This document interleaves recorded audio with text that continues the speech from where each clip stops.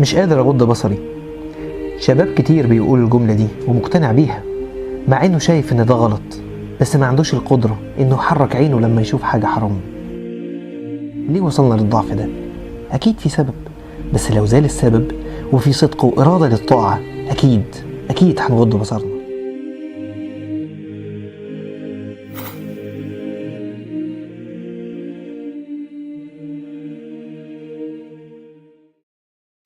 ممكن واحد يقول يعني غض بصري ازاي؟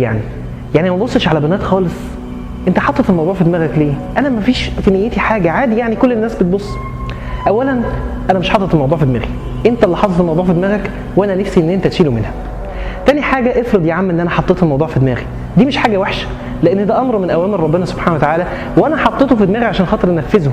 انت بقى شيلته من دماغك ليه؟ مش ربنا سبحانه وتعالى قال: قل للمؤمنين يغضوا من أبصارهم ويحفظوا فروجهم ذلك أزكى لهم إن الله خبير بما يصنعون. بعدين موضوع نيتك ده أنت لازم تفهمه كويس جدا. العلماء بيقولوا إن النية الصالحة لا تصلح العمل الفاسد، يعني ما ينفعش واحد يسرق عشان خاطر يتصدق، لأن السرقة أصلا حرام. فاللي قال لك ما تسرقش قال لك ما تبصش. عايزين نتعامل مع أوامر ربنا سبحانه وتعالى بتعظيم أكتر من كده. هو قال يغضوا من أبصارهم، ده قوله، أنت فعلك إيه؟ مرة بكلم واحد في موضوع غض البصر، فقال لي بصراحة كده البنات هي السبب. انت مش شايف هم لابسين ايه؟ مشكلة ان في بنات كتير فعلا اليومين دول مش واخدة بالها خالص من لبسها. بس خلينا افكرك بحاجة انت عارفها كويس، ان انت في الاخر هتقف قدام ربنا سبحانه وتعالى لوحدك، وهتتحاسب على ذنوبك لوحدك. والبنت دي مش هتاخد منك ولا ذنب.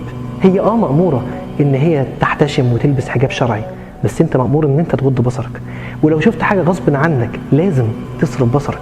النبي صلى الله عليه وسلم قال لسيدنا علي: يا علي لا تتبع النظرة النظرة فإن لك الأولى وليست لك الآخرة. وعايز أفكرك بآية مهمة جدا لازم تحطها قصاد عينك، وتعرف إن أنت هيجي عليك يوم ما تفكرش فيه إلا في نفسك، وما ترميش اللوم على حد. قال تعالى: يوم يفر المرء من أخيه وأمه وأبيه وصاحبته وبنيه لكل امرئ منهم يومئذ شأن يغنيه. شأنك أنت، عملك أنت، مش حد تاني. ممكن واحد يقول لك خليك واقعي، اغض بصري ازاي؟ البنات في الجامعه وفي الشارع وفي الشغل، اعمل ايه يعني؟ انا بقى بالله عليك اللي هطلب منك ان انت تكون واقعي. لما يكون ربنا سبحانه وتعالى امرك بامر معين، ولو عملت الامر ده هتاخد حسنات، ولو ما عملتوش هتاخد سيئات. وقبل ما تجاوب، طريق الجنه طريق الحسنات، وطريق النار طريق السيئات. هتمشي في انه؟ اخبار الواقعيه ايه؟ وبالله عليك انا عايزك تكون واقعي في حاجه تانية. انت عايز تدخل الجنه كده من غير تعب، من غير مجاهدة، من غير ما تثبت صدق حبك لله عز وجل؟ مستحيل. ده ربنا سبحانه وتعالى يقول: أحسب الناس أن يتركوا أن يقولوا آمنا وهم لا يفتنون ولقد فتنا الذين من قبلهم فلا يعلمن الله الذين صدقوا ولا يعلمن الكاذبين. لازم تثبت صدق حبك لله عز وجل، لازم تكون واقعي. مرة واحد قال لي الموضوع صعب جدا، انت تمشي في الشارع بنات قدامك ووراك، على يمينك وعلى شمالك، تبص فوق تلاقي اعلان، نمشي ازاي؟ بصوا نتكلم بصراحة، ساعات السائل بيبقى بيسأل عشان خاطر يوجه اجابة اللي بيسأله، بس عايزني اقول لك ايه؟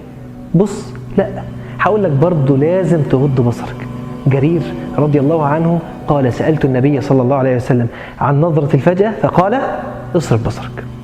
وما تنساش الأجر على قدر المشقة، ولو المشقة زادت الأجر بيزيد. والله لو صدقت الله عز وجل من قلبك إن أنت هتغض بصرك فعلا، ربنا سبحانه وتعالى إن شاء الله يصرف عنك كل حاجة حرام. والذين جاهدوا فينا لنهدينهم سبلنا. مرة واحد قال لي: طب أنا لو غضيت بصري هتجوز إزاي؟ طب هو احنا برضو بندور على زوجاتنا في الشوارع؟ ويا عم لو في واحدة معينة انت عايز تتجوزها يبقى بص عليها، ده مش حرام. انما يوم ما تتجوز المستورة اللي لابسة حجاب شرعي، والطيبون للطيبات. ولا انت مش من الطيبين؟ على فكرة الكلام مش بس للشباب، انت كمان لازم تغضي بصرك، لان اللي قال للشباب قل للمؤمنين يغضوا من ابصارهم قال برضو ليكي: وقل للمؤمنات يغضضن من ابصارهن. يا جماعة اللي احنا بنقوله ده ديننا اللي احنا بنحبه وبنعتز بيه، حتى لو كان في شيء من الصعوبة. انت مش بتشتغل ببلاش، انت بتاخد حسنات والأجر على قدر المشقة. مش عايزين نتعامل مع أوامر ربنا سبحانه وتعالى إنها تدخل من هنا وتخرج من هنا، لا، عايزين نستجيب لأمر الله عز وجل. قال تعالى: يا أيها الذين آمنوا استجيبوا لله وللرسول إذا دعاكم لما يحييكم. عايزين نستجيب لأوامر ربنا سبحانه وتعالى، عشان هي دي فعلا حياة القلوب قبل حياة الأبدان. يا جماعة لو غضنا بصرنا هنكون بنمتثل لأمر الله عز وجل لما قال ولا تتبعوا خطوات الشيطان إنه لكم عدو مبين. هو الشيطان كده عايز ده يبص لدي ودي تبص لده.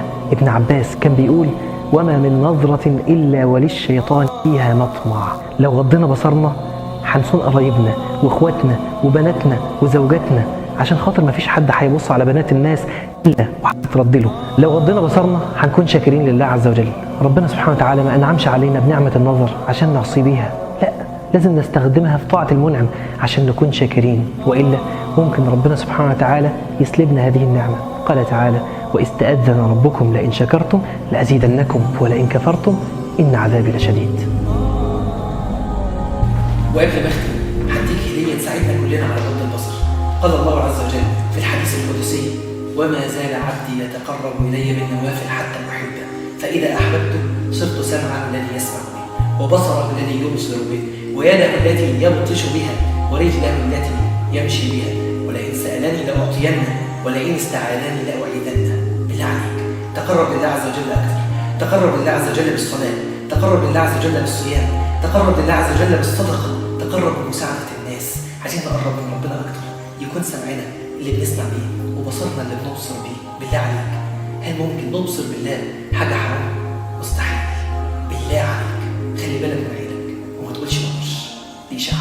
لا تحسب أن الدين بعيد عن حب وحياة.